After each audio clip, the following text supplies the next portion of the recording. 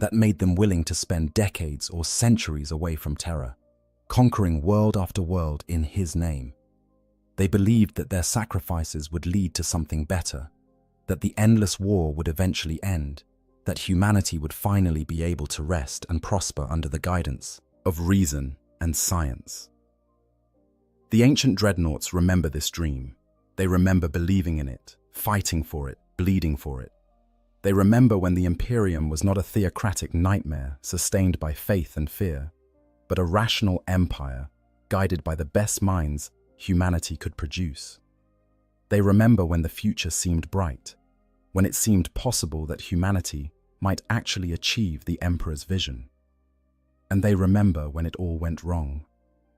The Horus heresy shattered the Emperor's dream beyond any possibility of repair. When Horus turned traitor, when fully half the legions followed him into damnation, when brother fought brother across 1,000 worlds, and the very fabric of the Imperium tore itself apart, all hope of the rational paradise died. The Emperor's injuries at Horus's hands, his internment within the Golden Throne, meant that he could never again guide his empire directly. The Primarchs were scattered, dead, or lost. The imperial truth was revealed as insufficient, unable to protect against the very real threats of chaos that the Emperor had tried to hide by denying their supernatural nature. In the ashes of the heresy, the Imperium that emerged was nothing like what the Emperor had planned. It was an empire born of desperation, held together by fear and faith rather than reason and science. The very worship that the Emperor had forbidden became the glue that held human civilization together. The Space Marines, meant to be transitional, became permanent fixtures. The chapters scattered across the galaxy as guardians of an empire that had lost its way. The rationalist dream died, replaced by the theocratic nightmare. The ancient dreadnoughts watched this transformation happen. They lived through it, fighting to hold together an imperium that was fundamentally changing from what they had believed they were building. They saw the rise of the imperial cult, the gradual deification of the emperor, the transformation of his vision into something he would not have recognized. And they realized, slowly or suddenly depending on the warrior, that they could not stop it. The Imperium needed this new form to survive. Without the faith that the emperor was a god watching over his people, without the belief that service to him was service to divinity itself, the fragmented remnants of humanity would have torn themselves apart. This is the fundamental tragedy that ancient dreadnoughts carry with them through the centuries. They know what the emperor wanted. They remember his actual words, his actual plans, his actual vision for humanity's future, and they have watched that vision die, replaced by something he explicitly tried to prevent. They have become custodians of a truth that can never be spoken, guardians of knowledge that would destroy the very thing they have spent millennia protecting. When Bjorn says that calling the emperor a god is how all the mess started, he is expressing this tragedy in the only way he can, without betraying the Imperium he serves. He knows that Lorgar's worship of the emperor, the very worship that led to the destruction of Monarchia, was ultimately proven more resilient than the emperor's rationalist philosophy. He knows that the faith the emperor rejected has become the foundation of the Imperium's survival. And he knows that revealing this truth to those who have only ever known the God Emperor would accomplish nothing except destruction. The burden of memory. What ancient warriors carry. The knowledge that ancient dreadnoughts carry is not abstract philosophy or academic debate about the nature of divinity. It is concrete, specific, personal. These warriors heard the emperor speak. They received orders from him directly. Some, like Bjorn, fought alongside him in battle. They know, with the certainty that only direct experience can bring, exactly what the emperor said about himself, about his plans, about his vision for humanity. And that knowledge is a burden that grows heavier with each passing century. Consider what these ancient warriors know about the emperor's true nature. They remember that he ate and drank, that he could be wounded, that he required rest. They saw him make mistakes in judgment, change his mind when presented with new information, express frustration when plans went awry. All of these are marks of a being who, whatever else he might be, is not the omniscient, omnipotent deity that the imperial cult worships. The emperor was supremely powerful, yes, possessed of psychic might beyond anything else in the galaxy, but he was not infallible. He was not all-knowing. He was not beyond the possibility of error. The ancient dreadnoughts also know about the emperor's mistakes, and they know that he acknowledged them as such. The handling of the Primarchs, for instance, was riddled with errors that the emperor himself recognized. The decision to ban the study of the warp while simultaneously using it as a tool of conquest. The failure to properly explain to his sons why certain things were forbidden. The catastrophic misjudgment of Magnus's character and intentions that led directly to the Thousand Sons' fall. These are not the actions of an infallible god, but of a supremely powerful being, doing his best with incomplete information and facing challenges even he could not fully predict. More than this, the ancient warriors know what the emperor said about gods and worship. They heard him explain, in councils of war or in conversations with his Primarchs, why he rejected divinity. They heard him describe gods as parasitic entities that fed on human belief, that grew powerful on worship, and used that power to manipulate and control their followers.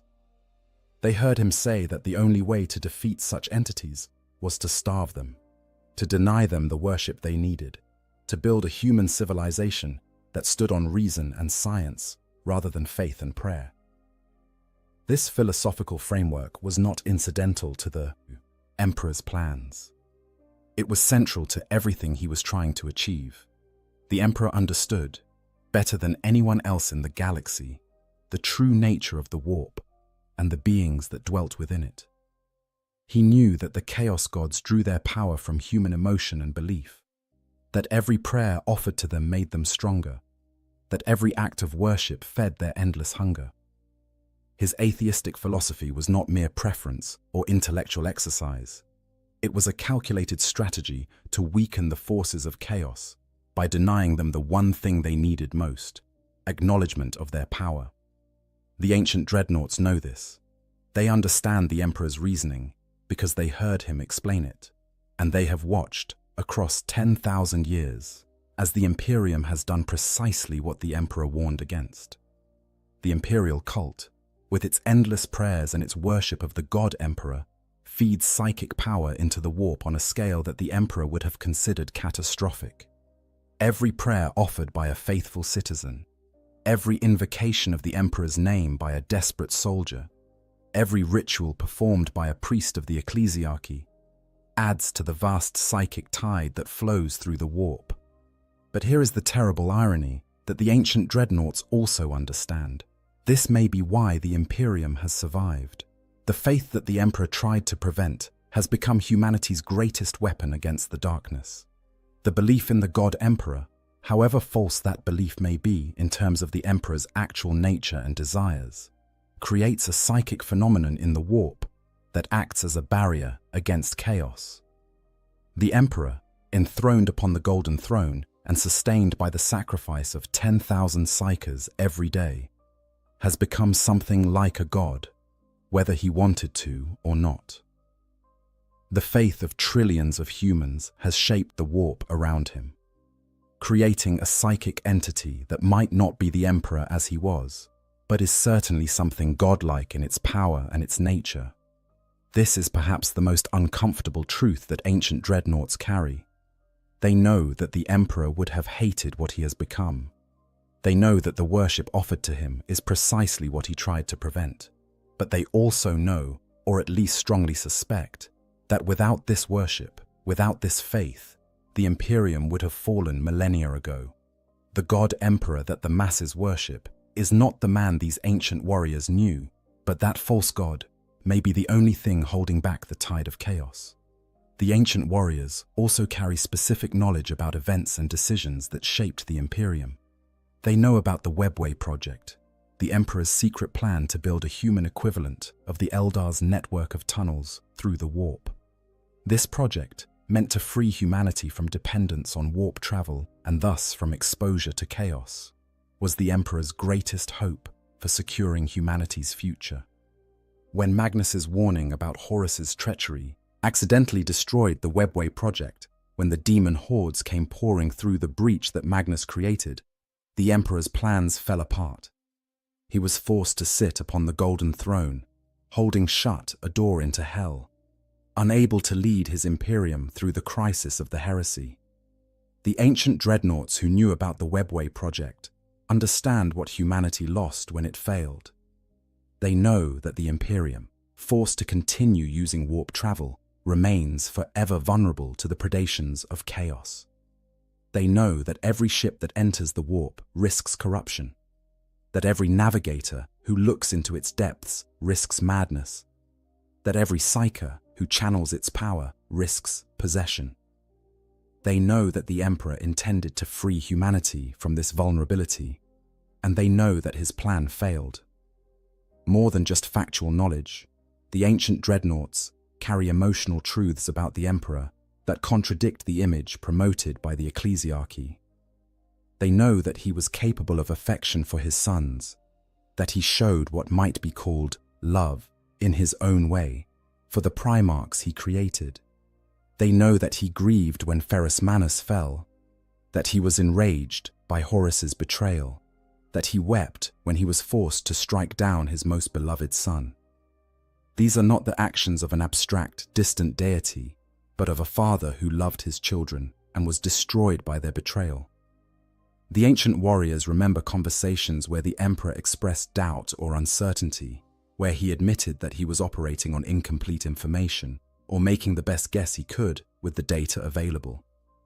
They remember him asking for advice, considering alternatives, changing his plans when new circumstances arose. They remember, in short, a being who was more like them than the distant god of the 41st millennium could ever be. And they carry this knowledge in silence, watching as generation after generation of space marines are raised in the faith of the God Emperor, knowing that what these young warriors believe is fundamentally at odds with what the ancient dreadnoughts witnessed. They watch as the ecclesiarchy grows in power, as faith becomes ever more central to imperial society, as the rational vision the Emperor tried to build is replaced by the theocratic structure he tried to prevent. And they say nothing. Because what would they say? How would they explain to a space marine raised in the imperial cult, whose every action is motivated by faith in the God Emperor, that the being they worship explicitly rejected that worship? How would they convince a warrior whose chapter has been sustained for millennia by the belief that they serve a god, that their god wanted them to serve a man instead? How would they tear down the foundations of faith that hold the Imperium together without offering something to replace it? The ancient dreadnoughts understand that their knowledge is useless. It cannot change what has happened. It cannot restore the Emperor's vision. It cannot return the Imperium to what it might have been before the heresy shattered everything. All it can do is cause pain, confusion, and doubt. And so they keep it to themselves, bearing the burden of uncomfortable truth so that others can maintain the comfort of necessary faith. This is not moral cowardice. It is pragmatic acceptance of reality. The ancient dreadnoughts have lived long enough to understand that truth, however valuable it may be in the abstract, is not always useful. Sometimes lies, or at least carefully maintained misunderstandings, serve purposes that truth cannot. The lie that the Emperor is a god has sustained the Imperium for 10,000 years. The truth that he was a man with a plan that failed would accomplish nothing except destroying what he spent 30,000 years building. Why silence is necessary? Protecting the Imperium. The decision by ancient dreadnoughts to maintain their silence is not merely a personal choice driven by fear or uncertainty. It is a strategic calculation made by warriors who understand the Imperium at a level that few others can match, about what revelations would accomplish and what they would destroy. To understand why these ancient warriors choose silence, we must understand what would happen if they chose to speak.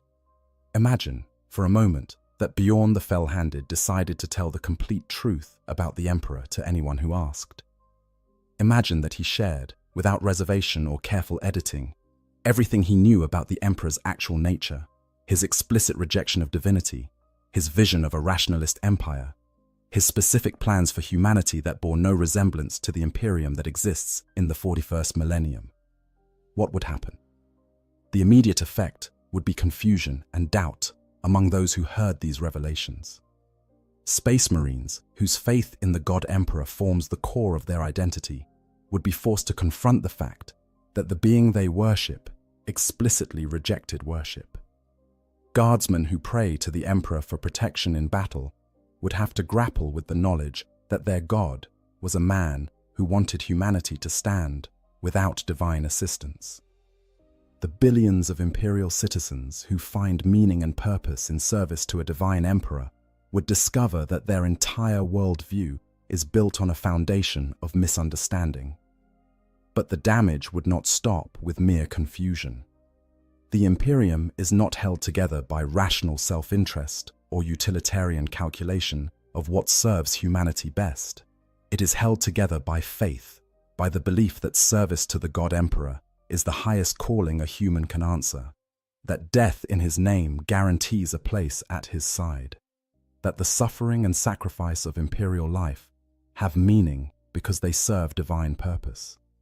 Take away that faith, reveal that the Emperor was a man with a plan that failed rather than a god with a grand design that is still unfolding, and the entire structure of imperial society begins to crumble. Consider what would happen on a world that learned the truth.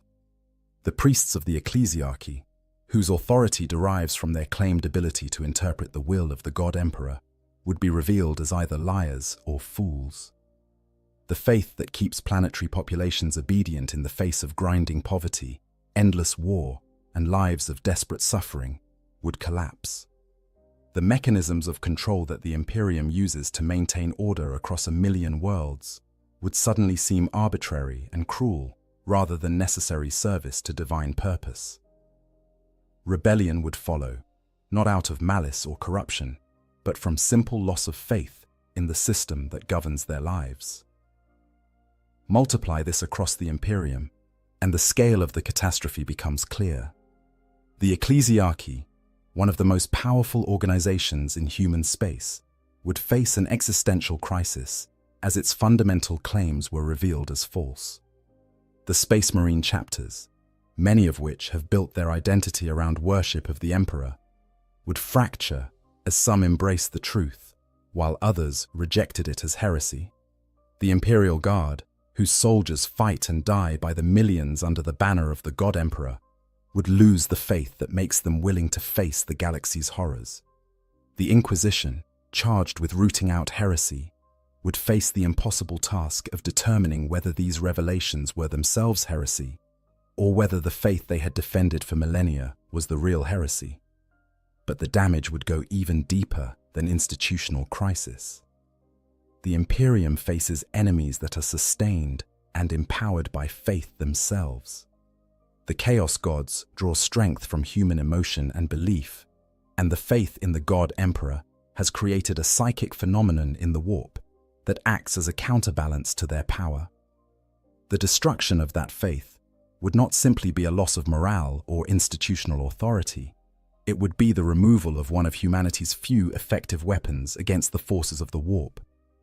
The Emperor, as he exists in the warp, is at least partially a construct of the faith of trillions. Remove that faith, and the psychic entity that holds back the darkness might weaken or disappear entirely. The ancient dreadnoughts understand all of this with a clarity that only millennia of experience can bring. They have watched the Imperium evolve, seen it adapt to crisis after crisis, observed the mechanisms by which it maintains cohesion across vast distances and diverse populations. They know that faith is not merely a pleasant myth or a comforting lie. It is the weight-bearing pillar that holds up the entire structure. Remove it, and everything collapses. More than this, They understand that the truth they carry offers nothing to replace what it would destroy. The emperor's vision of a rationalist empire guided by science and reason is dead. It died during the heresy, if not before, killed by the revelation that the warp and its denizens were not simply physics to be understood, but malevolent entities actively seeking humanity's destruction. The imperial truth could not protect against chaos because it denied the reality of chaos, and that denial left humanity vulnerable. The faith that replaced the imperial truth, however false it may be in terms of the emperor's actual nature and desires, at least acknowledges the spiritual dimension of the threats humanity faces. Consider the alternative. If the ancient dreadnoughts revealed the truth, if they destroyed the faith in the God Emperor, what would they offer in its place? A return to the imperial truth is impossible. That philosophy has been proven inadequate by 10,000 years of warfare against chaos. A new philosophy, built on accurate understanding of what the Emperor was and what he wanted, would have to somehow motivate billions of humans to continue the grinding sacrifice that imperial life demands without the promise of divine purpose or transcendent meaning. It would have to replace the faith that makes guardsmen charge into certain death with the cold calculation that their individual lives matter less than the collective survival of humanity. Such a philosophy might be theoretically superior, might even be more in line with what the Emperor wanted, but it would not work. The Imperium exists in a state of constant crisis, always on the edge of collapse, held together by faith and fear and the sheer stubborn refusal to give up. It is not a rational system because rational systems cannot function in the 41st millennium. It is a system built for survival at all costs, and the cost it has chosen to pay is the abandonment of the Emperor's vision in favor of pragmatic faith. The ancient dreadnoughts have made their peace with this reality. They have accepted that the Imperium the Emperor wanted is gone, that it cannot be rebuilt, that attempting to return to his vision would accomplish nothing except the destruction of what remains. Their silence is not betrayal of the Emperor's memory. It is the recognition that his vision, however noble, is no longer achievable, and that the best they can do is support the Imperium that exists, rather than mourn the one that might have been. This acceptance comes at tremendous personal cost. These warriors fought for the Emperor's vision. They believed in the Great Crusade's promise of a rational empire. They sacrificed everything to build what he wanted to build. And now they must watch in silence as that vision is twisted into something he would have hated, knowing that this twisted version is the only thing standing between humanity and extinction. They must bow their heads when called upon to serve the God Emperor, must listen to prayers offered in his name without correcting the fundamental misunderstanding those prayers represent, must participate in the very system of worship that the Emperor spent his life trying to prevent. But they do it because the alternative is worse. They have lived long enough to understand that purity of vision means nothing in the face of survival. The Emperor wanted a rationalist empire, but he got a theocratic nightmare instead, and that theocratic nightmare has kept humanity alive for 10,000 years. Perhaps that is victory enough. Perhaps the measure of the Emperor's success is not whether his specific vision was achieved, but whether humanity survived. And by that measure, however uncomfortable the methods, the Imperium has succeeded. The imperial cult versus imperial truth. The transformation of the Imperium from an atheistic empire of reason to a theocratic civilization of faith represents one of the most profound ideological shifts in human history. Understanding this transformation is essential to understanding why ancient dreadnoughts, who remember the imperial truth, choose to remain silent in the face of the imperial cult. The conflict between these two philosophies is not merely academic debate. It is the fundamental tension at the heart of what the Imperium is and what it was meant to be. The imperial truth, as promulgated by the Emperor during the Great Crusade, rested on several core principles. First and foremost was the rejection of all gods and all worship. The Emperor insisted that there were no gods, that the entities in the warp were not divine beings, but rather powerful psychic constructs that fed on human belief and emotion. By denying them worship, by refusing to acknowledge them as gods, humanity could weaken them and eventually reduce them to insignificance. Second was the elevation of reason and science as the proper guides for human civilization. The Emperor believed that humanity's salvation lay in understanding the universe through observation and experimentation, not through faith and prayer. Third was the vision of humanity as a self-sufficient species, capable of standing on its own without divine intervention or supernatural assistance. This philosophy was not merely idealism, it was strategic doctrine, carefully calculated to achieve specific goals. The Emperor understood that the Chaos Gods grew strong on worship and belief. Every human who prayed to them, every ritual that acknowledged their power, every sacrifice made in their name, fed them psychic energy that made them more powerful in turn. The only way to defeat entities that existed as constructs of belief was to stop believing in them, to deny them the worship that gave them strength. The imperial truth was designed to starve the Chaos Gods by cutting off their supply of psychic sustenance. The word-bearers, ironically, were the first to truly understand both the power of faith and the danger of abandoning the imperial truth.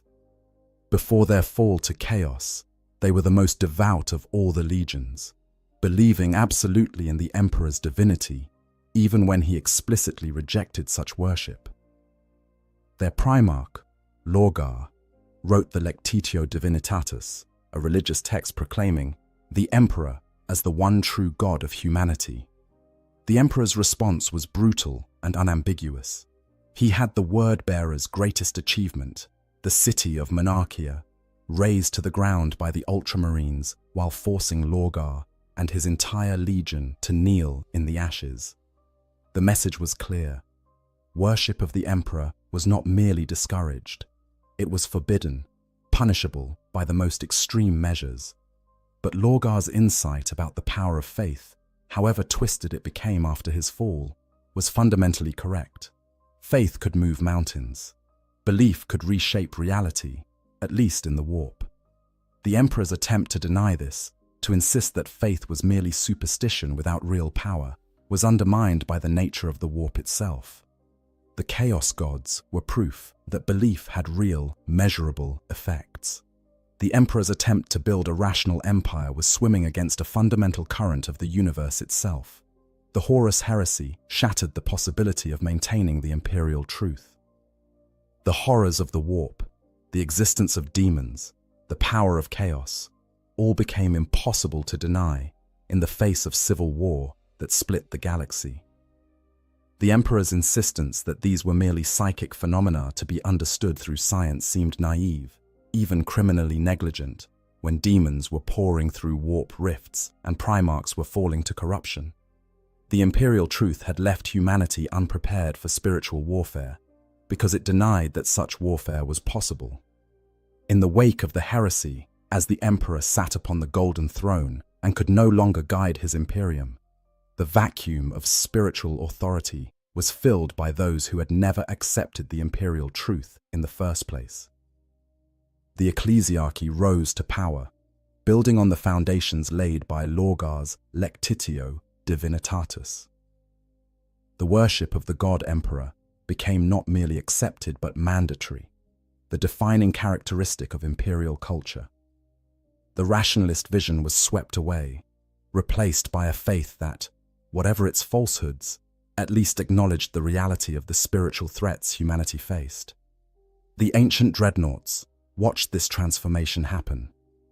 They saw the imperial truth abandoned, saw faith in the God Emperor become the new orthodoxy, saw the very worship the Emperor had forbidden become the foundation of imperial society. And they understood, however uncomfortable the understanding might be, that this transformation was necessary for survival. The imperial cult, for all its deviation from the Emperor's vision, solved problems that the imperial truth could not. It provided spiritual weapons against chaos by acknowledging that such weapons were needed. It gave meaning to the suffering of imperial life by framing it as service to divine purpose. It created unity across vast distances and diverse cultures by giving all humans a common object of worship. It motivated soldiers to fight and die by the billions by promising that their sacrifice had transcendent meaning. These are not small achievements. In a galaxy of endless war and horror, the faith that the imperial cult provides is perhaps humanity's most important weapon. But the cost of this transformation is the betrayal of everything the Emperor said he wanted. The being who spent 30,000 years insisting that he was not a god has been transformed into the God Emperor of mankind, the central figure in the largest religion human civilization has ever produced. His explicit rejection of worship has been forgotten or reinterpreted as testing the faith of his followers. His vision of a rationalist empire has been replaced by a theocratic nightmare where questioning the faith is heresy punishable by death. Everything he said he wanted has been turned inside out, and the result is an imperium he would not recognize. The ancient dreadnoughts live in this contradiction.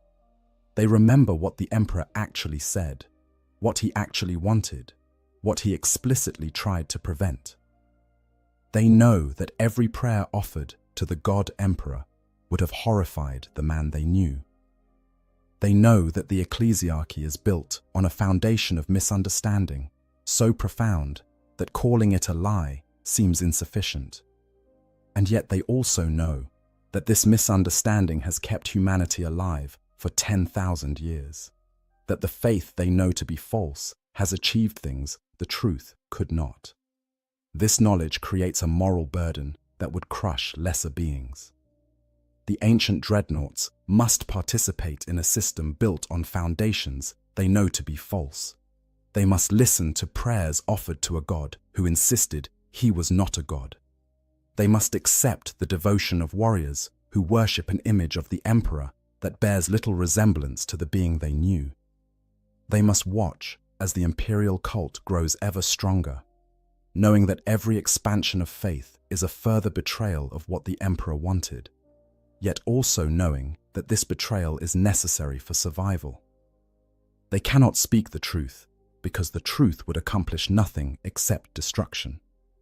They cannot remain entirely silent because their knowledge and experience make them valuable advisors to younger generations.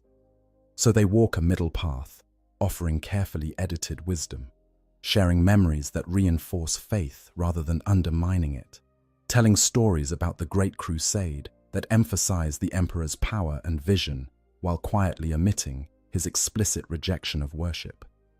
They become, in effect, propagandists for a faith they know to be false, guardians of a lie they understand to be necessary. This is perhaps the deepest tragedy of their existence. These are warriors who pride themselves on honor and truth, who have never been known to lie, who built their reputations on absolute integrity, yet they have spent millennia engaged in what is, by any measure, a massive deception. They have allowed the Imperium to believe something they know to be false. They have watched lies become truth through repetition and faith. And they have done this not out of cowardice or malice, but out of the coldest possible calculation that the lie serves the Imperium better than the truth ever could. The psychology of ancient dreadnoughts. To truly understand why ancient dreadnoughts maintain their silence about the Emperor, we must delve deeper into the psychological landscape of beings who have existed for millennia, in a state that can barely be called life. The mental state of these warriors is shaped by isolation, suffering, and an accumulation of experiences that would shatter lesser minds. Their silence is not merely a strategic choice. It is also a reflection of how centuries of entombment have fundamentally altered their relationship with memory, truth, and duty. Consider first the nature of memory itself for a dreadnought. Human memory is not a simple recording of events, but rather a constant process of reconstruction and reinterpretation. Each time we remember something, we are not playing back a perfect record, but rather rebuilding the memory from fragments, filling in gaps, adding context from subsequent experiences. For a being that sleeps for decades or centuries between awakenings, this process becomes wildly unstable. The ancient dreadnoughts wake to find that events they remember as happening yesterday occurred hundreds of years ago. Brothers they remember as young warriors are long dead. Enemies they fought against are extinct or transformed beyond recognition. The constant dissonance between memory and reality erodes the certainty with which they hold any recollection.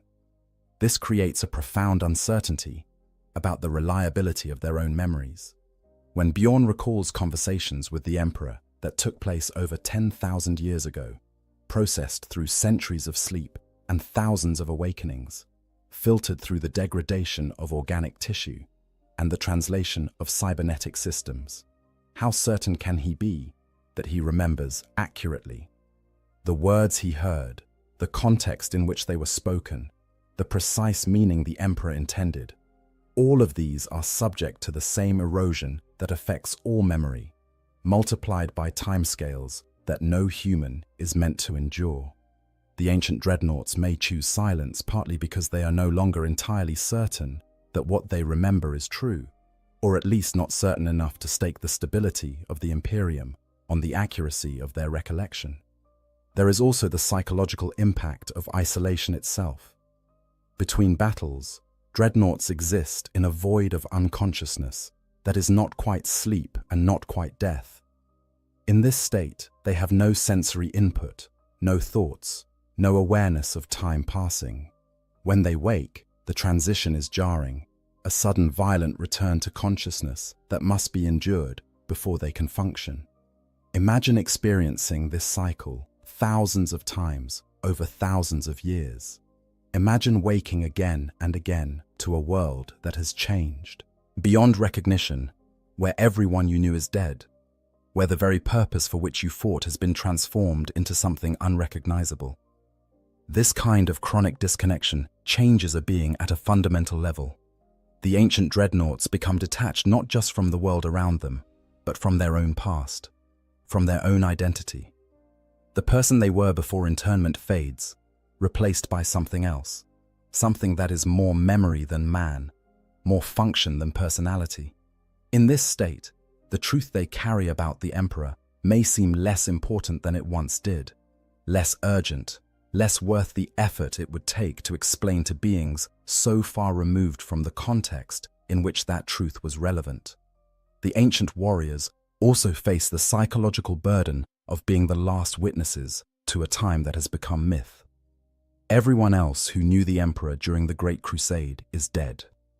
The Primarchs are gone, scattered or fallen or lost. The remembrancers who recorded the era are long dust.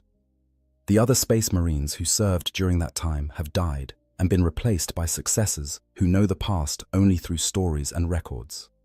The ancient dreadnoughts alone remain, isolated islands of direct experience in an ocean of second-hand knowledge. This isolation creates its own form of madness. To be the only one who remembers, to carry knowledge that no one else can verify or refute, to be unable to share the burden of memory with anyone who truly understands. This is a form of loneliness so profound that it challenges the sanity of even a transhuman mind. The ancient dreadnoughts cannot discuss their memories with peers because they have no peers. They cannot seek validation or correction of their recollections because there is no one left to provide it.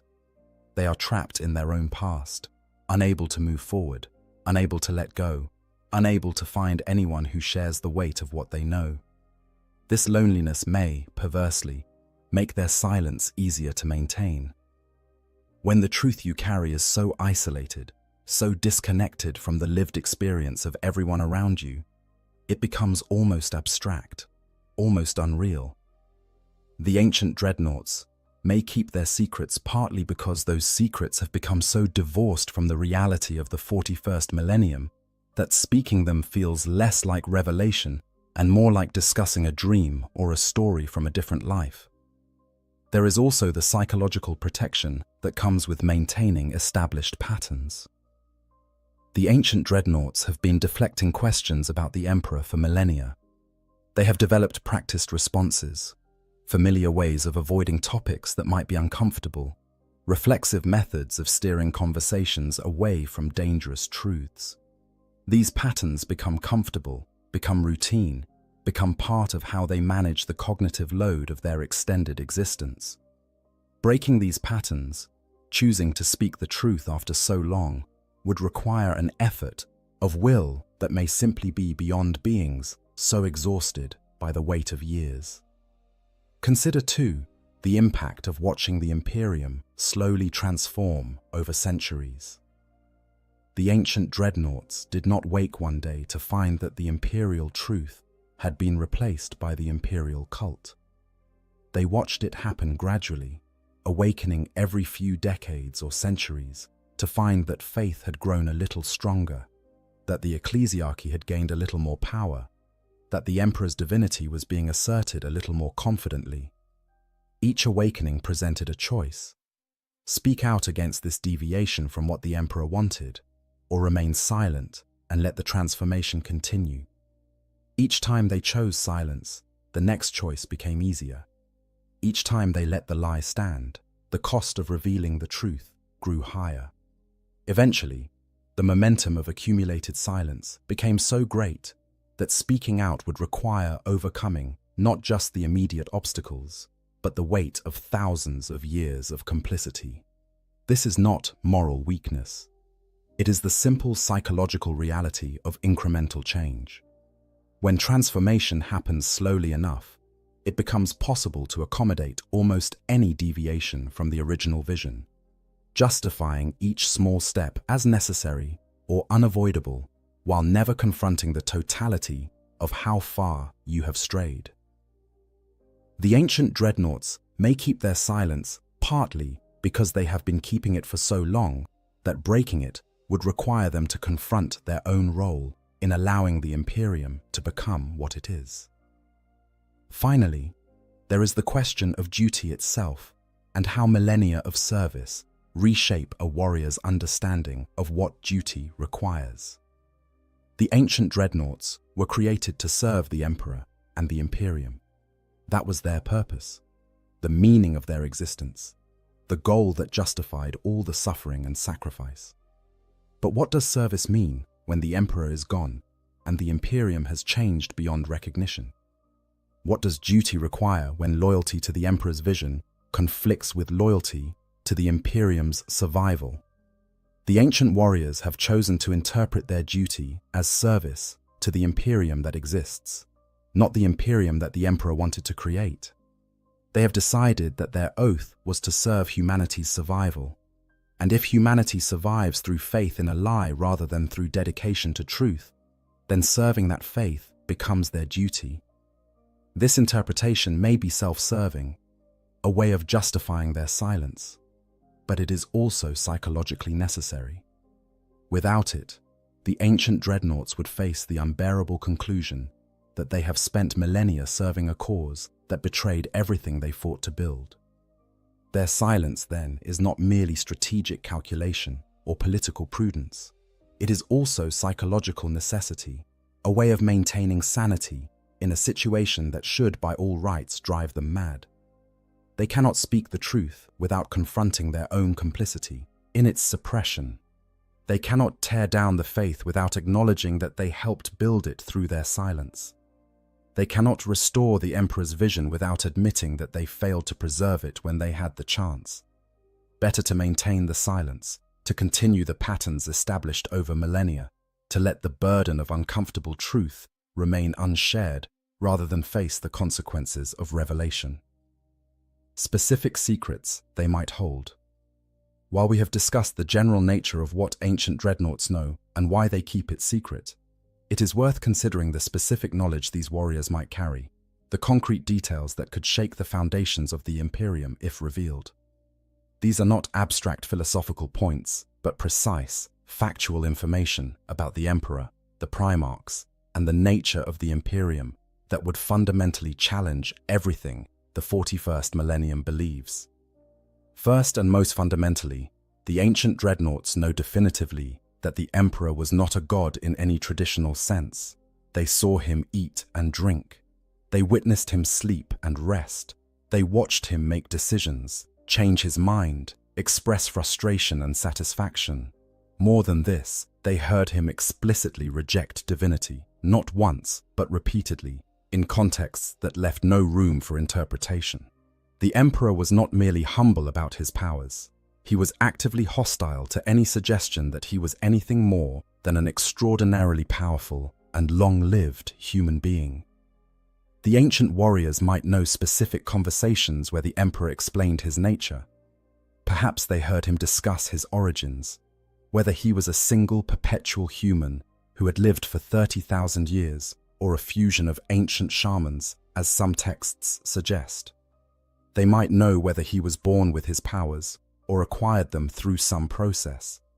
They certainly know that he considered himself bound by the same natural laws as everyone else, merely operating at a level of power and understanding that appeared godlike to lesser beings. This knowledge directly contradicts the central claim of the imperial cult, that the emperor is the divine creator and sustainer of humanity. They also know about the emperor's plans for the Space Marines, and this knowledge is perhaps more dangerous than any revelation about his nature. The ancient dreadnoughts remember when the legions were tools of conquest, means to an end, not the end itself. They know that the emperor intended to move beyond the need for Space Marines once the Great Crusade was complete. What exactly he planned to do with the legions Astartes after unification is unclear even to them, but they know he did not envision eternal war.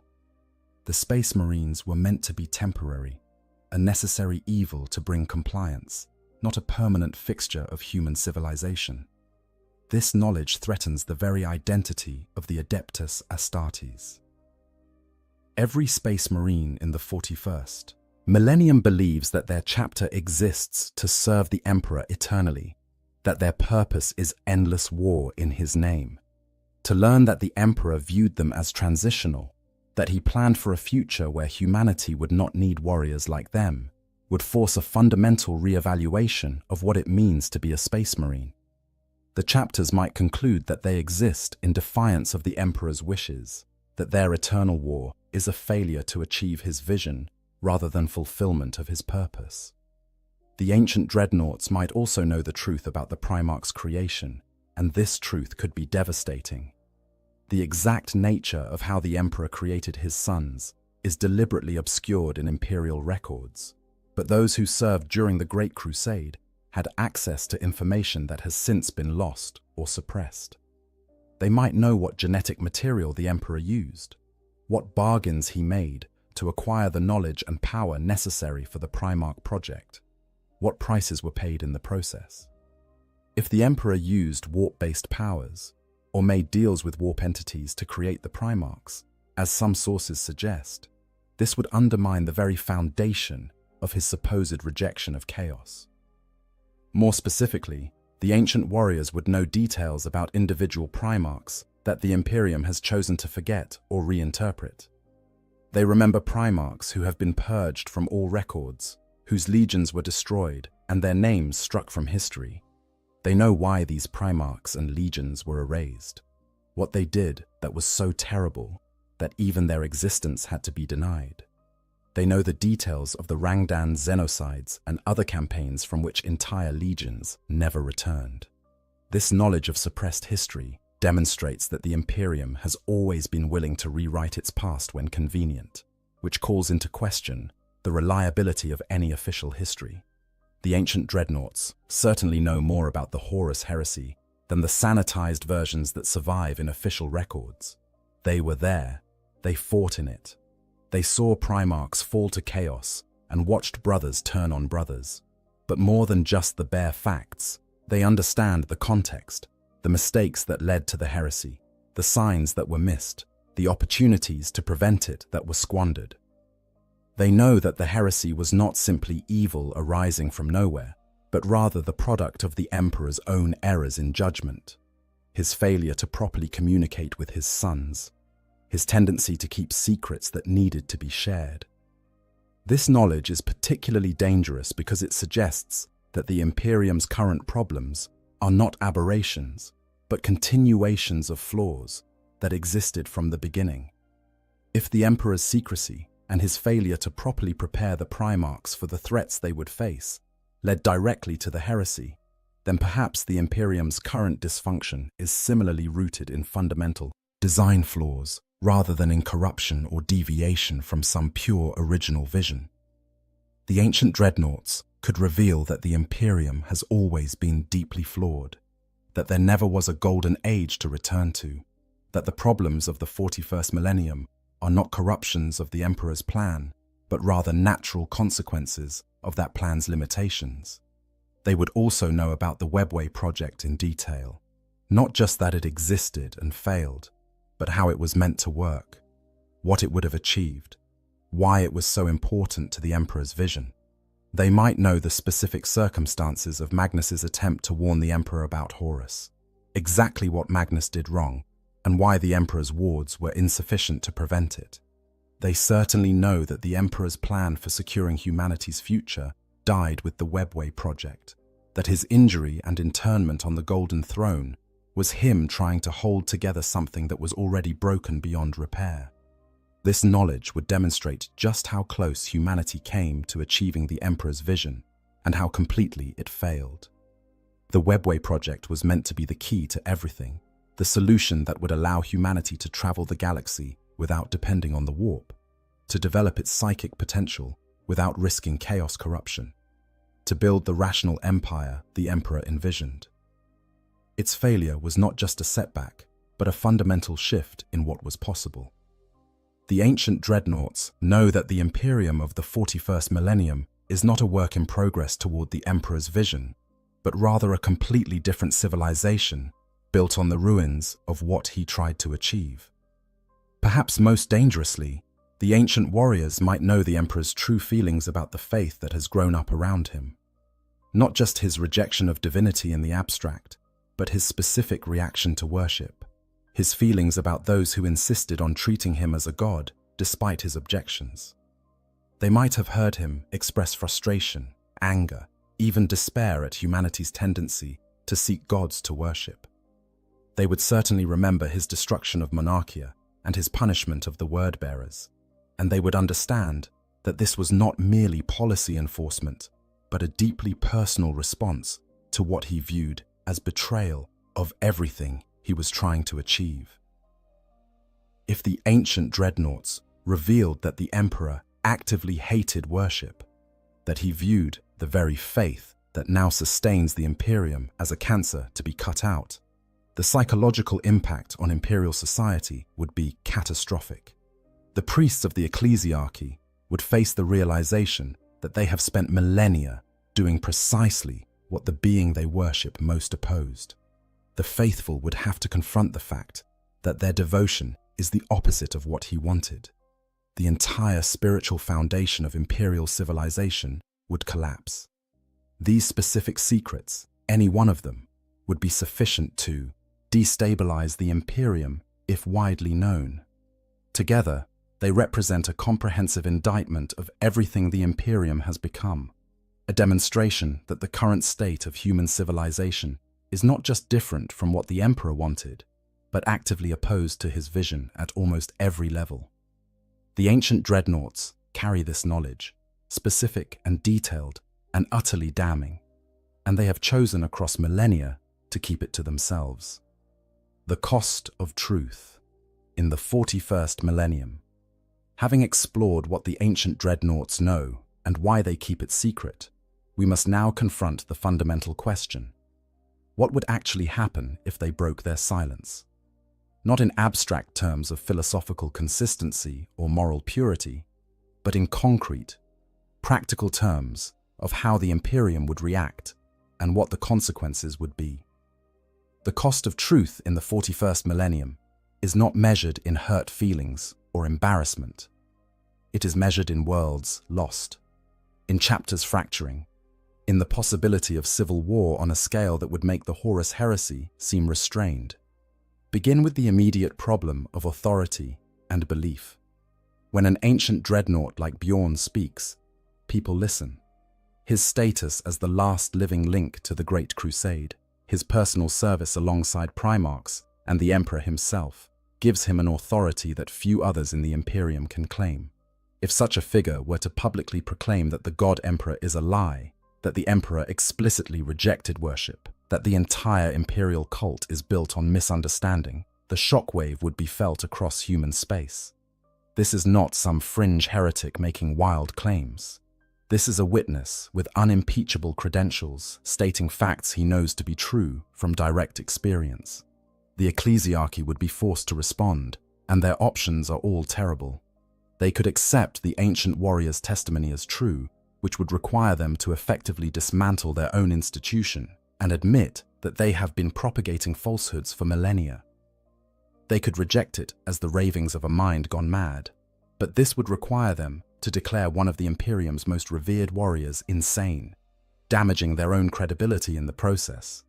They could try to suppress the information, but how do you suppress testimony from a figure as publicly visible and widely respected as Bjorn?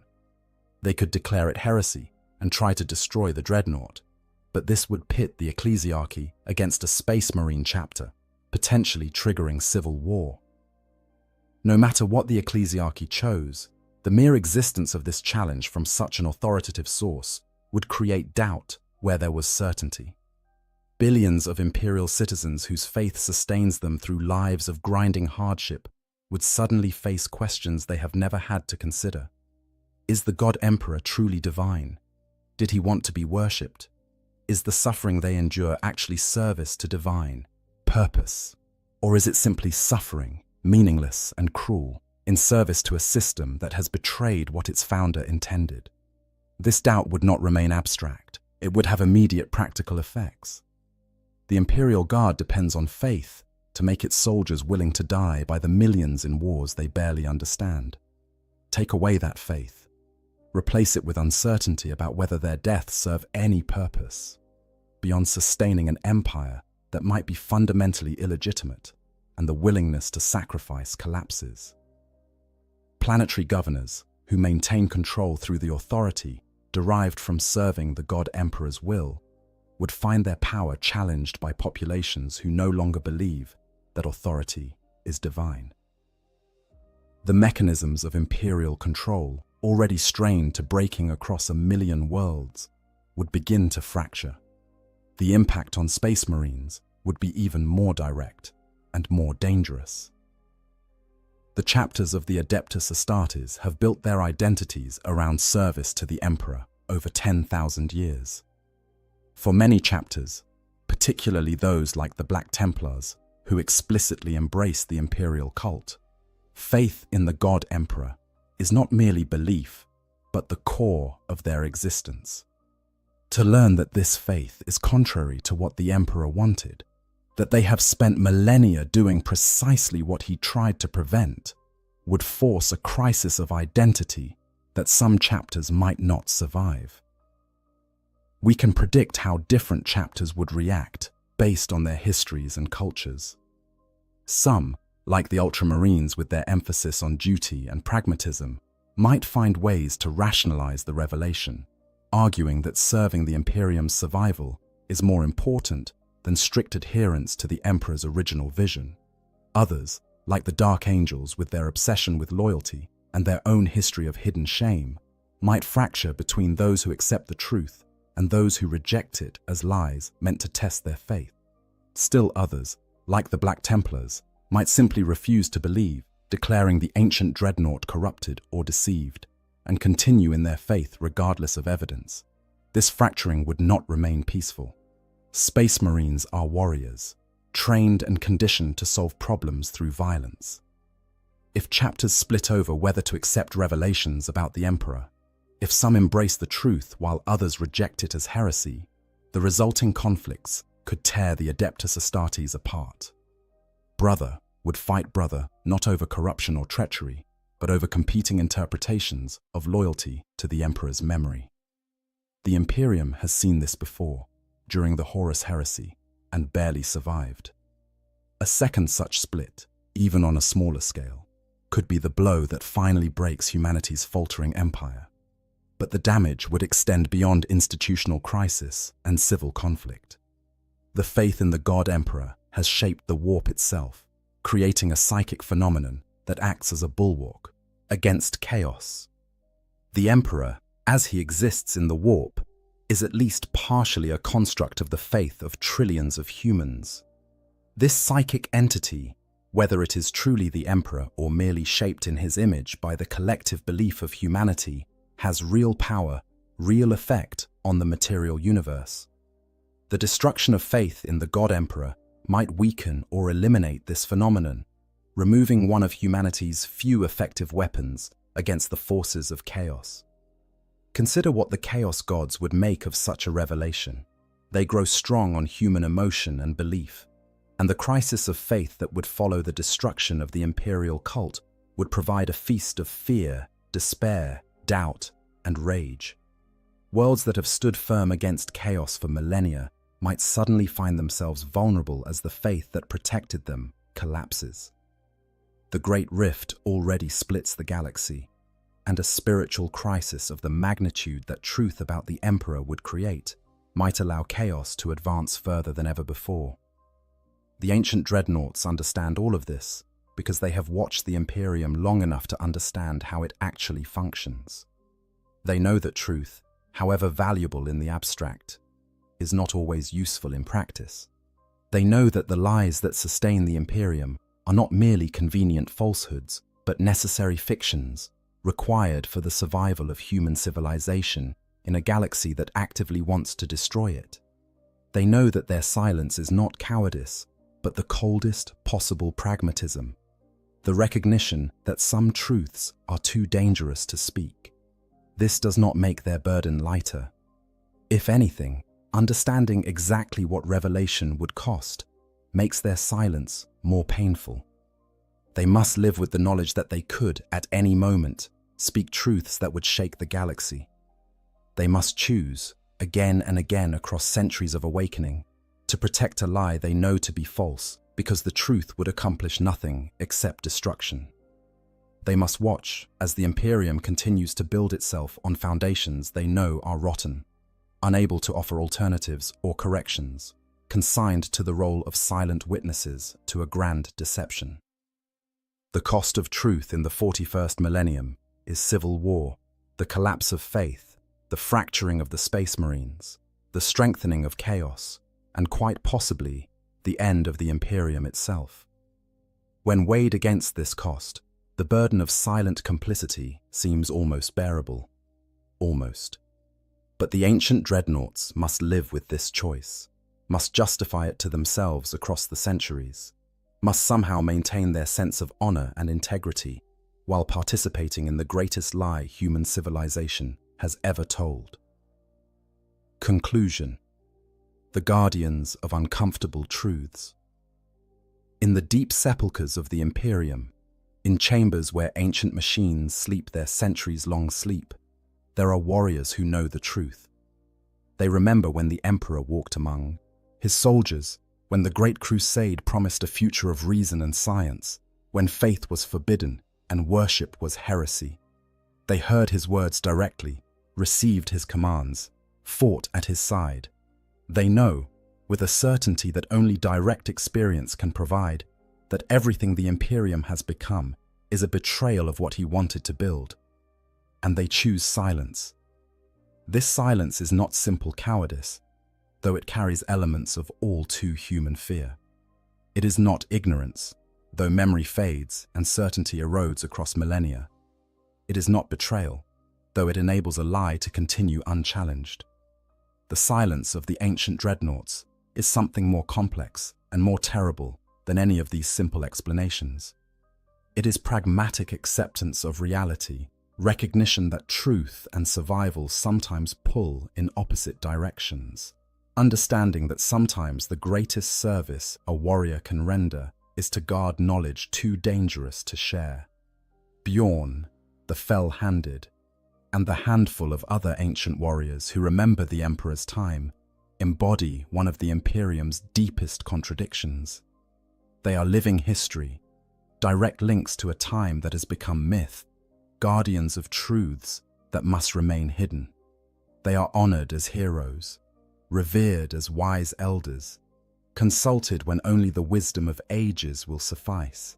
Yet they are also trapped, prisoners of knowledge they cannot share, witnesses to a transformation they cannot prevent, complicit in a deception they understand to be necessary. Their silence protects the Imperium, but at tremendous personal cost. These warriors, who have endured physical suffering beyond imagination in their entombment, who have persisted through isolation that should have driven them mad, carry an additional burden that might be heavier than all the rest. They must watch as everything the Emperor said he wanted is systematically destroyed or perverted. They must participate in rituals of worship that he explicitly forbade. They must listen to prayers offered to a god emperor that the Emperor insisted he was not. And they must do all of this knowing that speaking the truth would accomplish nothing except destruction. The tragedy is not merely that the Emperor's vision failed. The tragedy is that its failure was so complete that even those who remember it cannot resurrect it, cannot restore it, cannot even properly mourn it without endangering the thing that rose in its place. The Imperium of the 41st millennium bears the Emperor's name and claims his authority, but it is not what he wanted to build. It is something else entirely, something he would likely have opposed if he could, yet something that has kept humanity alive through 10,000 years of war and horror. The ancient dreadnoughts have made their choice. They have decided that their duty is to the Imperium that exists, not to the Imperium that might have been.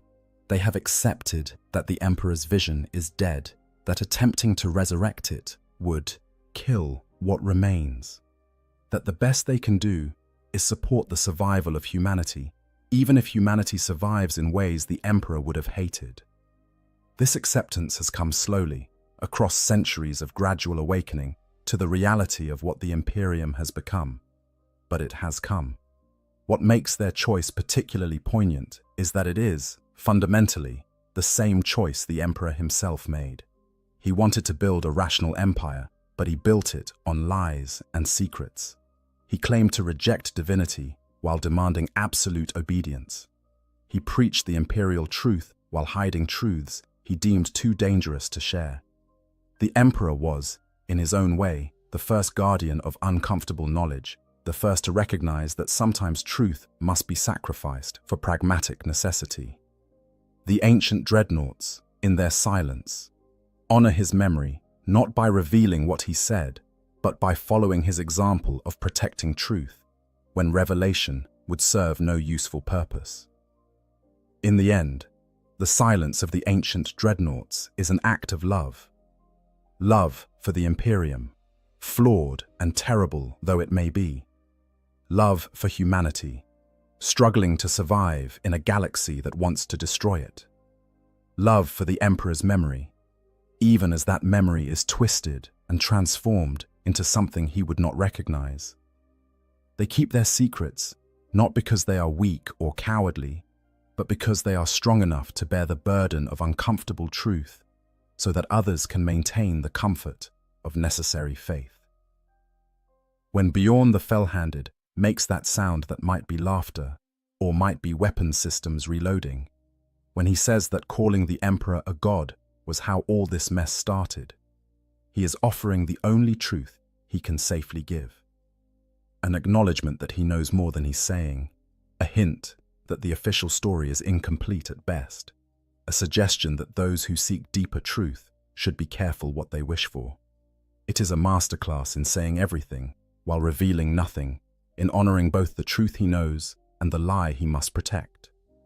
The ancient warriors will continue their vigil, waking every few centuries to find the galaxy changed again, sleeping their long sleep between awakenings, carrying truths that grow heavier with each passing century. They will continue to deflect questions about the Emperor with practiced skill, to tell stories that reinforce faith rather than undermining it, to serve an Imperium that betrayed everything they fought to build.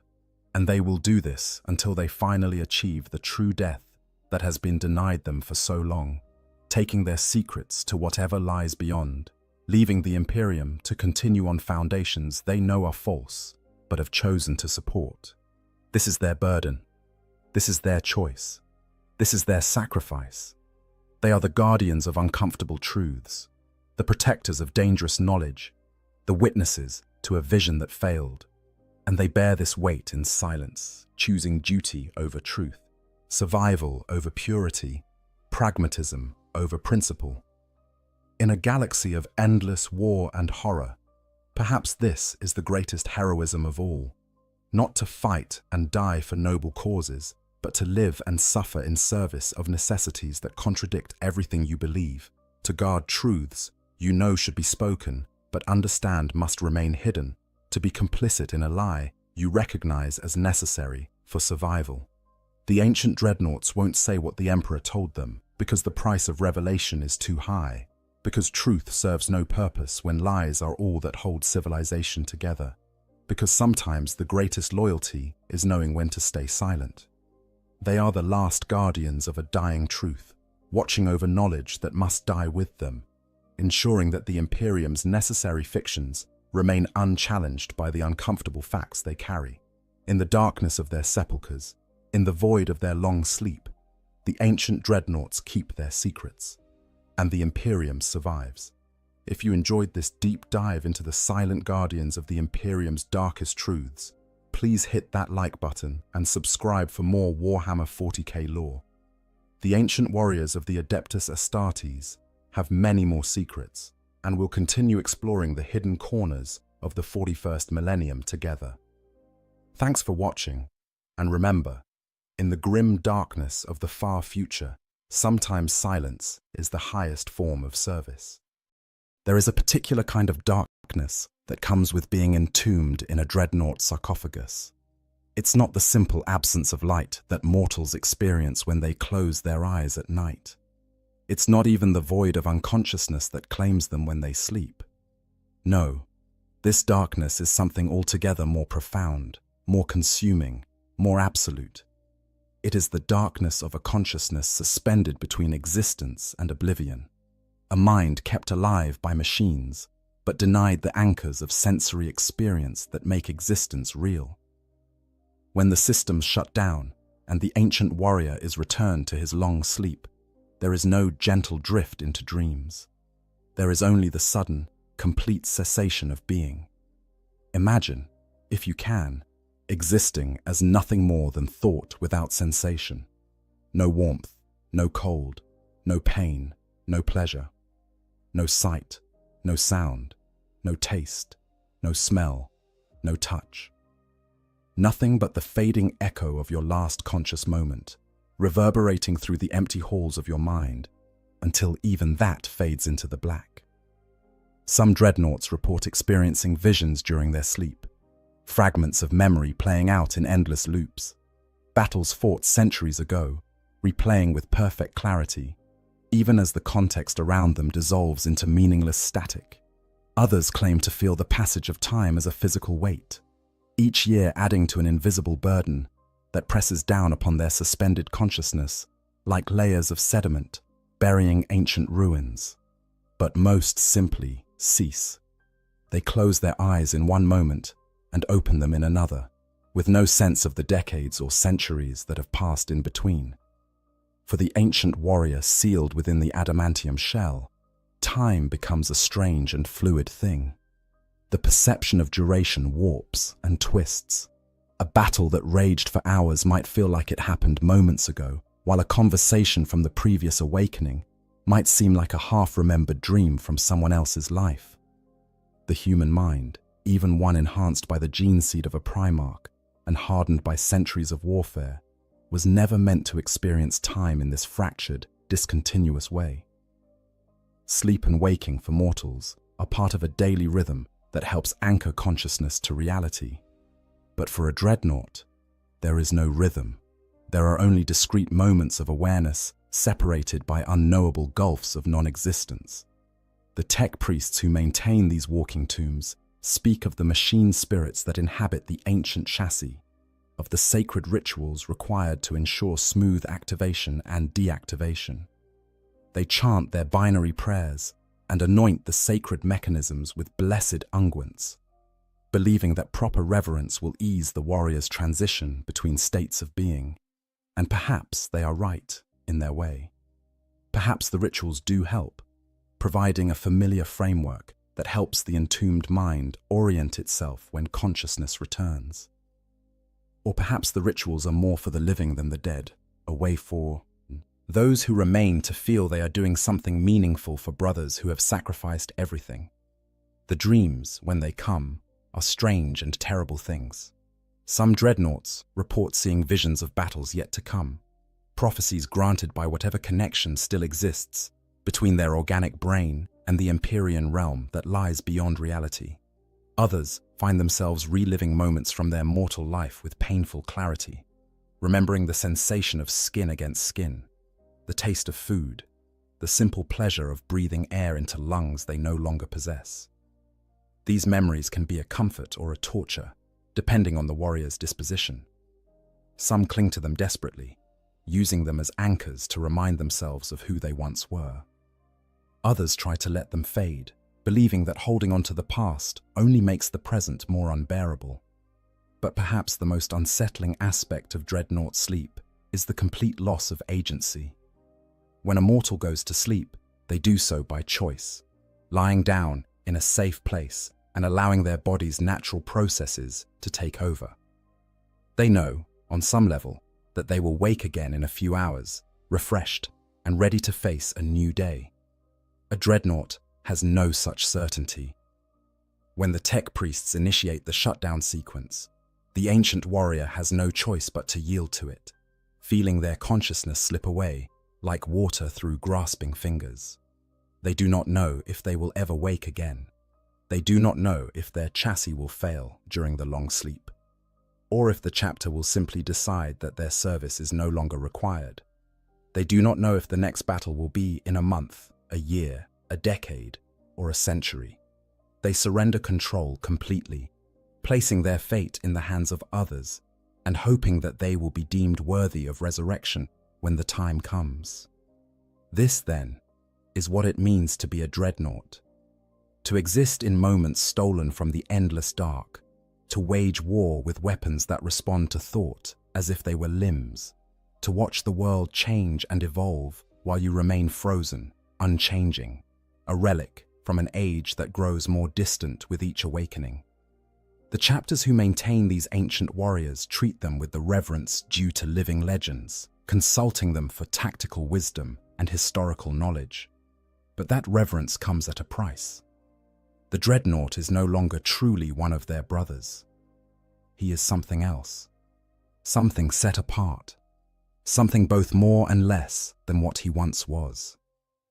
He is a weapon, a monument, and a warning all at once.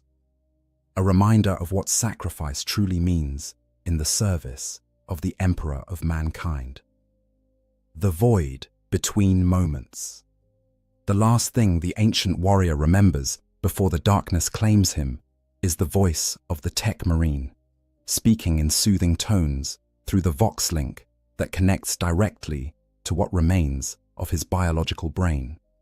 Words of gratitude, perhaps, or assurances that his service has been noted and valued. Sometimes there are promises that his rest will be peaceful, that he will be awakened only when truly needed. These words become more hollow with each repetition, as both speaker and listener know the truth. There is no peace in the depths of a sarcophagus, only absence, and the warrior will be awakened whenever the chapter deems it necessary, whether that is tomorrow or 1,000 years hence. The shutdown sequence begins with the external systems first. The targeting matrices fade. The weapon feeds cease their constant readiness reports. The sensory clusters that provide sight and sound and tactical awareness begin to dim one by one. For a moment, the consciousness within experiences a sensation not unlike drowning, as the connections that make him feel like part of the war machine are severed one after another. The dreadnought chassis does not cease to exist, of course. It remains standing in the sacred halls of the chapter's fortress monastery, a silent sentinel waiting for the call to war. But from the perspective of the warrior within, the world simply stops. Some describe it as falling, an endless tumble through empty space, with no reference points and no hope of landing. Others compare it to being buried alive, aware of the weight of centuries pressing down from above, but unable to move or cry out. A few claim to maintain some form of awareness during their sleep, existing as a tiny spark of consciousness adrift in an infinite dark, counting the moments until they can return to the world of light and war and purpose. But these accounts are rare, and many tech priests believe they are simply false memories created by a mind struggling to cope with the absolute discontinuity of dreadnought existence. The truth is that no one really knows what happens in the depths of that long sleep. The organic components of a dreadnought's brain show minimal activity during stasis, barely enough to register on the most sensitive medical auspex. The life support systems maintain the bare minimum necessary to keep the tissues alive and prevent degradation, but there is no way to measure subjective experience, no scanner that can peer into the locked room of consciousness and report what it finds there. The warrior goes in, and the warrior comes out, and what happens in between remains a mystery even to those who experience it. But the sleep is not entirely devoid of content. Deep in the liminal spaces between full consciousness and complete oblivion, things can stir. Memories surface unbidden, fragments of experiences from centuries or millennia past, playing out in the darkness like half-remembered dreams. A face from the past, a brother whose name has been forgotten, but whose features remain somehow familiar. The sound of bolter fire echoing across a battlefield whose name no longer exists in any record. The sensation of standing on solid ground with legs of flesh and bone, feeling the weight of power armor pressing down on shoulders that no longer exist in any physical sense. These sense memories float through the dark like debris in a void, untethered from context or meaning, and the sleeping consciousness grasps at them desperately, trying to hold on to something, anything, that feels real. Sometimes the dreams take on a more coherent form. The warrior finds himself walking through the halls of his chapter's fortress monastery, as it was in his youth, when he was still flesh and blood, and the galaxy seemed full of possibility rather than endless war. He sees his brother Marines as they were then, young and vital, laughing and training and planning campaigns against enemies that seemed less incomprehensible than those they face now. He remembers the weight of his bolter in his hands, the way his hearts would race before a drop pod assault, the fierce joy of combat, when everything else fell away, and there was only the mission and the enemy, and the bond between brothers who would die for each other without hesitation. But these dreams always sour. The faces of his brothers begin to blur and fade, their features becoming indistinct as the centuries erode even the clearest memories. The halls of the fortress monastery shift and change, architecture from different eras of the chapter's history bleeding into one another until nothing looks quite right. The warrior reaches out to touch something solid, something real, and his hand passes through it like smoke. And then he remembers. He is not flesh and blood anymore. He is not walking these halls with his own legs.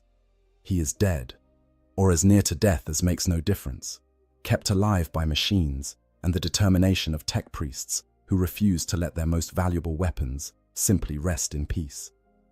The worst dreams are those where the warrior forgets what he has become. He experiences himself as whole again, with a body that responds to his will without the intervention of mechanical systems. He feels the sun on his skin, tastes food and drink, engages in simple pleasures that he had taken for granted in his mortal life. And then something happens to remind him of the truth. A battle erupts and he reaches for weapons that should be in his hands, only to find that his hands themselves are weapons. Or he tries to speak and hears the mechanical rasp of vox speakers instead of his own voice. Or he simply catches his reflection in a polished surface and sees not the face he remembers but the cold, unyielding facade of a dreadnought's armor. The realization is always crushing, and in the dream he screams, but there is no sound because he has no lungs with which to scream. And then the dream collapses and he is falling again, tumbling through the dark, and the cycle begins anew. Time in these dreams has no meaning. A moment might stretch for what feels like years, or decades might pass in what seems like a heartbeat. There is no circadian rhythm to anchor perception, no external stimuli to mark the passage of days and nights. The consciousness drifts, untethered from any frame of reference. And if there are others sleeping nearby in their own sarcophagi, they might as well be universes away. Each dreadnought sleeps alone, locked in the private darkness of their own mind, and no communion between them is possible.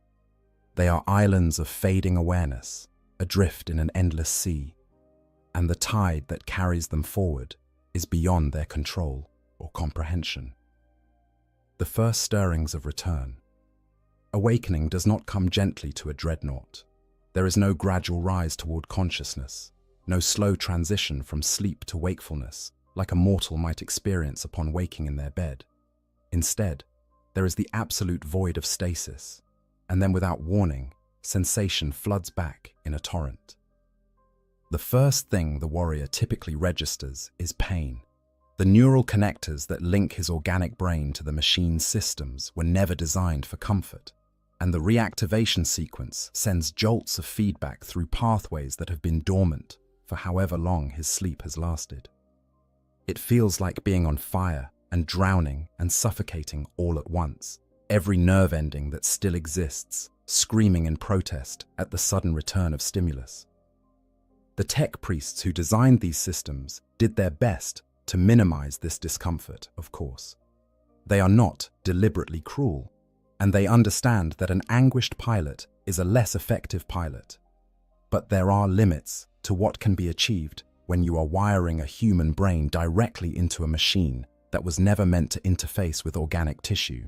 The connection points were meant for servitors and mechanical systems, not for the preserved remains of a space marine. Adaptations have been made over the millennia, and each new pattern of dreadnought incorporates slight improvements based on the experiences of previous generations. But the fundamental incompatibility remains. Human consciousness was never meant to exist in this way, and the reactivation process is a violent reminder of that fact. After the initial shock of pain comes the flood of information. The dreadnought systems begin their startup sequences, each one reporting its status through the neural link. Weapon systems online, motive systems functional, power core operating within acceptable parameters, armor integrity confirmed, target acquisition systems calibrating, life support systems maintaining viability. The reports come faster than conscious thought can process them, a cascade of data that would overwhelm an unaugmented human mind in an instant. But a Space Marine's enhanced brain, even one long removed from its original body and hardwired into a machine, can handle the influx. It takes what it needs and discards the rest, building a picture of the dreadnought's overall condition from thousands of minute status reports. The warrior's consciousness expands as the systems come online, his sense of self extending beyond the tiny organic core to encompass the entire massive frame of the war machine. He can feel the weapons mounted on his arms as clearly as he once felt his fingers. The sensors scattered across his hull become his eyes and ears, feeding him information about his surroundings from multiple angles simultaneously. The gyroscopic balancers and stabilization systems become his sense of equilibrium, letting him know that he is upright and stable, even though he has no inner ear to process such information. In a very real sense, the dreadnought chassis becomes his body, and he inhabits it as naturally as he once inhabited flesh and bone. But there is always a moment, right at the beginning of each awakening, when the warrior remembers what he has lost. Before the machine integration feels natural, before his consciousness has fully expanded to fill the metal shell, there is a heartbeat of pure, existential horror. He tries to move his hand and feels the grinding of servo motors instead of the flex of muscle. He tries to take a breath and hears only the wheeze of life support systems pumping oxygenated fluid through what remains of his lungs. He tries to speak and hears his voice rendered mechanical and inhuman by vox speakers that translate his neural impulses into sound. For that single moment, he is trapped, a prisoner in a cage of his own making, and the weight of what he has sacrificed crashes down upon him with crushing force. Then training and discipline reassert themselves.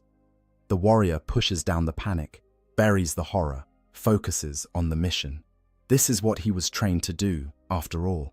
A Space Marine does not give in to fear or doubt. He serves, regardless of the cost. The fact that the cost, in this case, was his very humanity, becomes just another datum to be acknowledged and set aside. There will be time for grief and regret later, during the long dark between awakenings. Right now, there is only duty. The external world comes into focus gradually, as the warrior's sensory systems complete their calibration. Usually, the first thing he sees is the face of a tech marine, helmet removed, leaning in close to peer at the status displays on the sarcophagus. The tech marine's lips are moving, speaking words of greeting or technical confirmation, but the audio systems take another moment to synchronize, and the words are initially lost. Then, sound returns in a rush, and the tech marine's voice becomes audible through the Vox link. "Welcome back, Ancient One. Your systems are coming online normally. Do you recognize me?" This question is not mere courtesy. One of the risks of extended stasis is degradation of memory, particularly short-term memory of the events immediately preceding the last shutdown. The tech priests need to confirm that the warrior's cognitive functions are intact before they can allow him to engage in combat operations. So the warrior focuses his optical sensors on the face before him, searching through the vast database of faces accumulated over centuries of service, trying to find a match. And this is when the first hint that something is wrong typically makes itself known. The face is unfamiliar, not just one he doesn't immediately recognize, but one that looks somehow different from what he expects. Younger, perhaps, or bearing unfamiliar chapter markings. Or the armor the tech marine wears is of a pattern the warrior doesn't immediately recognize, featuring design elements that seem subtly wrong or evolved from what he remembers. Or the tech marine's accent when he speaks carries inflections that sound strange to ears that last heard Gothic spoken in a different era. But the warrior has experienced this before, of course. He has awakened to find that decades or even centuries have passed, that faces he knew are gone and new generations have taken their place. It is part of what it means to be a dreadnought. So he reaches for the appropriate response, the one that has served him in the past. "I recognize your chapter markings, brother, but your face is unknown to me. How long have I slept?" The answer to this question will determine everything that follows. Usually, the response is measured in years or decades, long enough that the specific individuals the warrior knew before his last sleep have moved on to other duties or fallen in battle, but not so long that the fundamental nature of the chapter or the Imperium has changed. These awakenings are relatively straightforward. The warrior is briefed on recent events, given his mission parameters, and deployed to do what he does best. But sometimes, the answer is different. Sometimes, the tech marine hesitates, as if unsure how to deliver news that will shatter the ancient warrior's understanding of reality. Sometimes the hesitation stretches long enough that other figures step forward, chapter masters or chaplains, or venerable captains who have been summoned to bear witness to this awakening. And sometimes the answer, when it finally comes, is one that no amount of conditioning or training can prepare the warrior to hear. Ancient One, much has changed since your last awakening. You have slept for longer than you know. The galaxy you remember is gone. But the Imperium endures, and it has need of you now more than ever before. The words are carefully chosen, deliberately vague. They acknowledge that significant time has passed, without yet revealing the full extent of it. They prepare the warrior for revelation without overwhelming him immediately with information he cannot process. And they emphasize continuity and purpose, reminding him that regardless of what has changed, his fundamental role remains the same. He is a weapon in the Emperor's arsenal, and weapons do not need to understand the larger context to fulfill their function. But a Space Marine is more than just a weapon, and the mind within the dreadnought chassis is still capable of curiosity and fear and hope despite the centuries of warfare and the long years of darkness between battles. So, the warrior does what he has always done when faced with incomplete information. He asks for clarification, demands to know what he needs to know to make sense of his situation. And in this awakening, the answer he receives will change everything. The impossible made real. The tech marine steps back, and another figure moves forward, one whose presence immediately commands attention, despite the warrior's sensory system still calibrating fully. This is no ordinary battle brother. The authority radiates from him in waves that even mechanical sensors can detect, a presence that speaks of supreme command and ancient right. The warrior's targeting systems automatically tag him as a high-priority asset, someone to be protected at all costs, even as his tactical database struggles to place exactly why this individual triggers such protocols. The figure is massive, even by the standards of Space Marines. Not quite the size of a dreadnought, but large enough that the warrior's optical sensors note the discrepancy, flagging it as anomalous data worth investigating. The armor this giant wears is of a pattern the ancient warrior recognizes from the deepest archives of his memory, from the time before the current age, from an era that should be nothing but history and legend. Artificer armor of the highest quality, decorated with honors that date back to when there were 18 legions rather than 1,000 chapters. And the face, when the helmet is removed. The face is wrong. No, not wrong. Impossible. The features are too perfect, too noble, too clearly not the product of any gene forging or enhancement that creates normal Space Marines. This is something else, something that the warrior's memories tell him cannot exist in the current age. This is the face of a being who should be dead, or lost, or worse, consigned to the histories as a figure of myth and legend, rather than standing here in the flesh. Recognition comes in a cascade of neural firing, connections sparking across preserved brain tissue that has not been called upon to process this particular information in thousands of years. The ancient warrior compares what his senses are telling him against memories so old they feel like they belong to someone else, to a different person who lived in a different age. The height matches, the bearing matches, the unmistakable aura of command and genetic superiority matches. And the face, allowing for the passage of millennia and the inherent impossibility of what the warrior is seeing, matches archival footage stored in the deepest banks of his recall. This cannot be. This must not be. The laws of reality as the warrior understands them do not permit this, and yet his senses are not malfunctioning. The chapter master and chaplain and tech priests gathered around are not engaging in some elaborate deception. The figure standing before him is exactly what every system and synapse is telling him it is. Against all logic, against all reason, against everything the warrior thought he knew about the state of the galaxy, a Primarch stands before him. Robut Guilliman, the Avenging Sun, Lord of Ultramar and Master of the 13th Legion, has returned. The shock is profound enough that several of the Dreadnought's systems momentarily spike an alarm, threat assessment protocols activating as the chassis interprets the mental disturbance as a possible attack. Auto-stabilizers engage to keep the massive frame upright as the warrior's consciousness reels. For several seconds that feel like hours, the Ancient One simply cannot process what he is experiencing. The fundamental assumptions upon which he has based his understanding of reality for centuries are suddenly in question. The Primarchs were gone. This was known, accepted. A foundation of belief as solid as the fact that the Emperor sits upon the Golden Throne, or that there are exactly 20 original legions whose fate shaped the Imperium. Some were dead, slain during the heresy. Some were lost, disappeared into the warp or to Xenos threats, or simply vanishing without explanation. Some had fallen to chaos and become demon princes serving the dark gods. But none, not a single one of the loyal Primarchs, walked among the living warriors of the Imperium in the current age. This was a truth carved in stone, repeated in 10,000 sermons, mourned in countless battle hymns. The age of the Primarchs was over. Humanity fought on without them, mourning their loss but carrying forward their legacy. Except here stands proof that this fundamental truth is no truth at all. Here stands Robert Gilliman, living and breathing and real, his presence undeniable despite the absolute impossibility of it.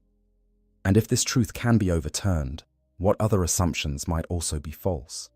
What other certainties might prove to be nothing more than comfortable lies, told to make the endless war seem bearable? The Primarch speaks, and his voice is exactly as the ancient warrior remembers it from briefings and proclamations heard thousands of years ago. Deep and resonant, carrying an authority that seems to bypass the conscious mind and speak directly to some deeper part of the self that knows and accepts this is a being worthy of absolute loyalty and obedience. Be at peace, Ancient One. I know that my presence is difficult to comprehend. I know that you have many questions, and they will be answered. But first, you must understand this. The galaxy has changed more than you can imagine since your last awakening. The Imperium faces threats that would have seemed impossible in the age you remember, but I have returned, and I bring with me renewed hope for mankind's survival. Your service is needed now more than ever. Will you fight beside me once more, as you did in ages past? The question is almost rhetorical. What answer could an ancient warrior possibly give except absolute affirmation? To serve beside a Primarch, to fight under the direct command of one of the Emperor's own sons, is an honor that surpasses anything a Space Marine could hope to achieve. For a dreadnought, who has sacrificed even death itself in service to the chapter, to be given the chance to fulfill that service in the presence of his genetic father is a gift beyond measure. But beneath the immediate surge of loyalty and duty, questions roil. How? How is this possible? The Primarch was dead, or as good as dead, held in stasis with wounds that should have killed even his transhuman physiology. For 10,000 years he has lain in state on Macragge, an object of pilgrimage and worship, but not truly alive in any meaningful sense. What power could restore him? What force could heal wounds inflicted by a demon Primarch wielding weapons blessed by the dark gods themselves? And why now? Why after 10 millennia of absence does he return at this particular moment? What has changed in the galaxy to necessitate or permit this resurrection? The ancient warrior's tactical mind, honed by thousands of years of warfare and strategic planning, cannot help but analyze the situation, even as he struggles to accept its reality. There must be a reason, some larger context that explains this development. Primarchs do not simply return from the dead without cause. Someone or something orchestrated this, and understanding who and why might be crucial to understanding what the warrior's role will be in whatever comes next. The Primarch seems to read these thoughts in the warrior's silence. A slight smile crosses those perfect features, understanding and perhaps a touch of sympathy evident in the expression. You wonder how this is possible. That is good. A warrior who cannot question is merely a weapon, and I need brothers who can think as well as fight. The full tale is long and complex, involving forces both imperial and Xenos, technology both ancient and new, and circumstances that I still do not fully comprehend myself. What matters is this: I live. I have taken up once more the mantle of Lord Commander of the Imperium, and I have launched a crusade to reclaim what has been lost to darkness and chaos. This crusade needs warriors like you, Ancient One. Those who remember what the Imperium was meant to be, who carry within them memories of a time before the age of blind faith and superstition. Will you march beside me? The answer forms before conscious thought can intervene. I will, my lord. Whatever you command, wherever you would deploy me, I am yours to direct. This I swear by the Emperor, and by the honor of the chapter. Good, the Primarch says, and something in his bearing relaxes slightly, as if he had genuinely been uncertain of the response. Then let me show you what has become of my father's Imperium, and what we must do to save it from the darkness that threatens to consume it entirely. What follows is a briefing unlike any the ancient warrior has experienced in his long existence. As tech priests make final adjustments to his systems and prepare him for deployment, the Primarch himself takes the time to explain the current state of the galaxy, And with each revelation, the warrior's understanding of reality shifts further from anything he thought he knew. The galaxy has been split in two by a massive warp storm known as the Cicatrix Maledictum, or the Great Rift. This tear in reality stretches from the Eye of Terror all the way across to the eastern fringe, cutting off vast swathes of Imperial territory from Terra and the light of the Astronomicon. On the far side of this rift lies what is now called the Dark Imperium, or Imperium Nihilus, where worlds fight on in isolation against chaos and Xenos threats, without hope of reinforcement or even knowledge of whether the wider Imperium still exists. The Primarch had been resurrected through a combination of ancient technology and Xenos witchcraft, specifically the power of the Inari and their death god. This alone would have been shocking enough, but the Primarch speaks of it matter-of-factly, as a tactical necessity rather than heresy. He had made common cause with aliens to save the Imperium, and while some in the ecclesiarchy had protested, his authority as Lord Commander and the desperate state of the Imperium meant that pragmatism won out over dogma. Following his resurrection, the Primarch had launched the Indomitus Crusade, the largest military campaign since the Great Crusade itself. This crusade brought with it new weapons, new technology, and most shocking of all, a new generation of Space Marines. These Primaris Marines, as they are called, are larger and stronger than standard Astartes, created using genetic techniques developed by the Archmagos Belisarius Cawl over the course of 10,000 years. They represent an evolution of the Space Marine template, and they are being deployed across the galaxy to reinforce existing chapters or form entirely new ones. The numbers are staggering. 12 years since the start of the Crusade. Countless worlds liberated or reclaimed. Hundreds of thousands of new Primaris Marines awakened from stasis. New chapters founded, old chapters reinforced. The Imperium, which had been on the verge of collapse, given a chance to survive.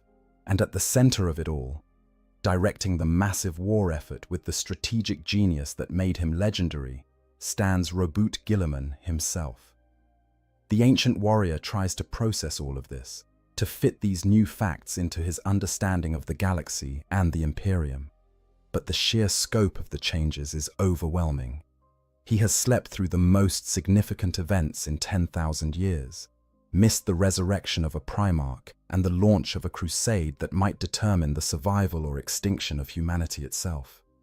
While he lay in darkness, the galaxy transformed around him, and now he awakens to find himself in a reality he barely recognizes. And yet, beneath all the shock and confusion, there is something else stirring. Something that the ancient warrior has not felt in longer than he can remember. Hope. After centuries of fighting and endless holding action, of watching the Imperium slowly crumble no matter how many battles were won or how many enemies were slain, there is finally a reason to believe that victory might actually be possible. A Primarch has returned. The Emperor's own son leads them once more, and whatever challenges lie ahead, they will face them with the leadership and strategic brilliance that only a Primarch can provide. Encountering the Primaris.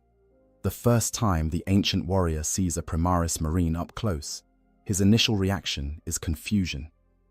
The figure standing before him is clearly one of the Emperor's Space Marines, bearing the heraldry and colors of the chapter with pride. But something is wrong with the proportions. The warrior's tactical systems have decades or centuries of experience analyzing the dimensions and capabilities of standard Astartes, and this individual does not match the expected parameters. He is too tall, too broad, the armor he wears featuring design elements that the warrior's database cannot immediately classify. For a moment, the Ancient One wonders if his optical sensors are malfunctioning, providing distorted data that makes this Marine appear larger than he actually is. But diagnostic checks return clean results. The sensors are functioning within normal parameters, which means the distortion is real. This Space Marine genuinely is larger than standard Astartes, approaching but not quite reaching the size of warriors in Terminator armor. And the armor itself, while clearly descended from the Mark 7 and 8 patterns that the warrior recognizes, incorporates improvements and innovations that suggest centuries of development. The Primaris Marine snaps to attention with crisp precision, his posture perfect despite the additional mass he carries. When he speaks, his voice carries the distinctive timbre of enhanced vocal cords. But there is something different about the resonance, a deeper quality that suggests even more extensive augmentation than standard Astartes receive. Ancient One, I am Brother Sergeant Lethis of the 3rd Company. It is an honor to fight alongside one of the chapter's venerable elders. I have been assigned as your tactical liaison for the coming engagement. The words are respectful, almost reverential, but the ancient warrior detects an undertone of curiosity in the Primaris Marine's bearing. This is someone who has been told about dreadnoughts, who understands their significance to the chapter's history, but who has never actually worked with one before. His generation has no personal memory of what it means to fight alongside these walking tombs, no first-hand experience of how to coordinate with a warrior whose tactical perspective spans centuries. At ease, Brother Sergeant, the ancient warrior replies, his mechanized voice conveying more warmth than the flat tone might suggest to someone unfamiliar with dreadnought communication.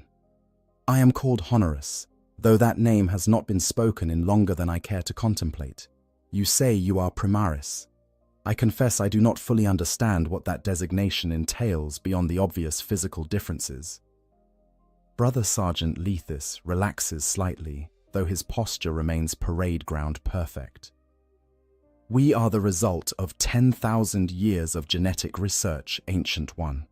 The Archmagos Belisarius Call, working from notes left by the Primarch himself before his wounding, developed techniques to create space marines with 3 additional gene seed organs beyond the standard 19. This makes us more resilient, stronger, and capable of enhanced performance across all combat parameters. 10,000 years of research. The number strikes the ancient warrior with fresh force. He knew intellectually that significant time had passed, but hearing it stated so casually as simple background information drives home just how much of history he has missed. While he slept, an entire age of development and improvement happened without his knowledge or participation. The Space Marines of the current era are literally built differently than the ones he fought alongside in his mortal life. 3 additional organs, Honorus repeats, processing this information. That would make 22 total, a significant modification to the Emperor's original design. There must have been substantial risk in implementing such changes.